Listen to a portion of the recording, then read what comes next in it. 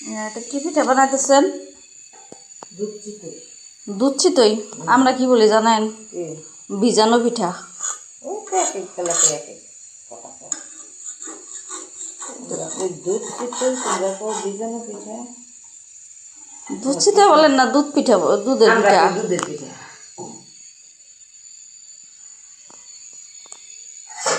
যাক মাশাল্লাহ। আমি তো পিঠা খাই না। আমি খাবো কি? দেখা যাইব নি। না আমি খাবো না, আমি ওই যে শুধু পিঠা খাবো, আমরা শুধু পিঠা খাবো শুধু। আরেকটা দিব না? হ্যাঁ আরেকটা দেন। না দিবি। কত বছর কিনে ভিজেছিলাম মনে আছে? হ্যাঁ পরে গুগু গন্ধ হয়েছে। শক্ত শক্ত হয়ে গেছিল। শুধু পিঠা রাখেন, শুধু পিঠা খাবো। শুধু পিঠা বানাও। এটাই জাস্ট।